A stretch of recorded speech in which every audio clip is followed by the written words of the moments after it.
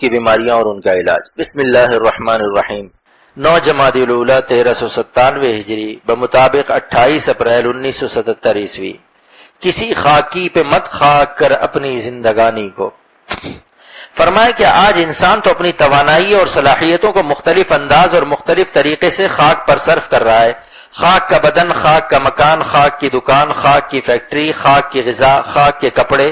غرض یہ کہ جس طرف نظر اٹھائیے ہر ایک کی اصل خاک ہے، اور اسی خاک کو بنانے اور سنوارنے کی محنت ہر سو جاری ہے۔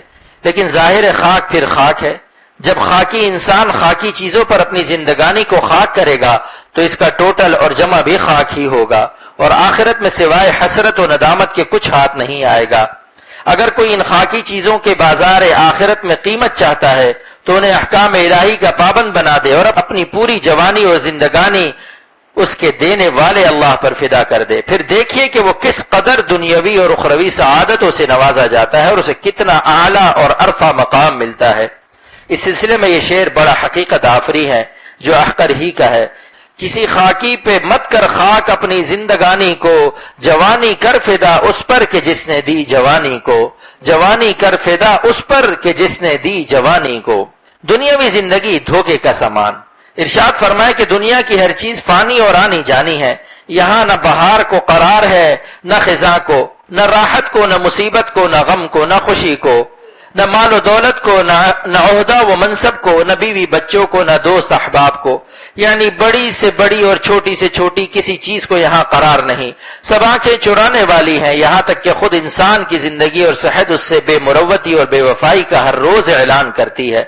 قرآن مجید نے دنیاوی زندگی کی حیثیت کو بڑے دل نشین انداز میں سمجھایا ہے۔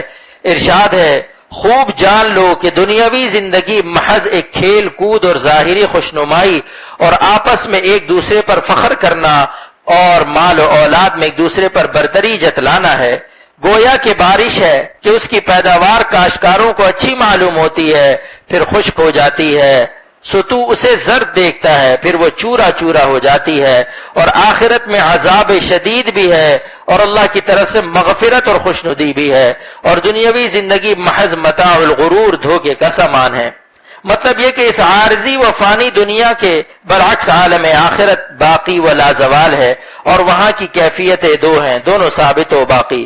ایک کافروں کے لیے اور وہ عذاب شدید ہے، دوسری ایمان والوں کے لیے اور وہ اللہ کی مغفرت و رحمت ہے۔ اب انسان کو اختیار ہے کہ ان دو میں سے جس کو چاہے اپنا مقصود اعظم بنا لے۔ احقر کا شعر ہے، یوں تو دنیا دیکھنے میں کس قدر خوش رنگ تھی، یوں تو دنیا دیکھنے میں کس قدر خوش رنگ تھی، قبر میں جاتے ہی دنیا کی حقیقت کھل گئی، قبر میں جاتے ہی دنیا کی حقیقت کھل گئی۔ اس کے باوجود ہم لوگ اس پر جان نچھاور کرتے رہتے ہیں اور اس کی فکر اور چکر میں پڑھ کر اللہ کی بلند و بالا ذات کو بھول جاتے ہیں۔ یعنی ہم نے دنیا اور متاع دنیا کو لیلا بنا کر اپنے مولا کو فراموش کر دیا ہے، جو کس قدر غفلت کشی اور انجام سے بے خبری کی بات ہے۔ قدم سوئے مرقد نظر سوئے دنیا، قدم سوئے مرقد نظر سوئے دنیا، کدھر جا رہا ہے کدھر دیکھتا ہے۔ اللہ پاک عمل کی توفیق عطا فرمائے۔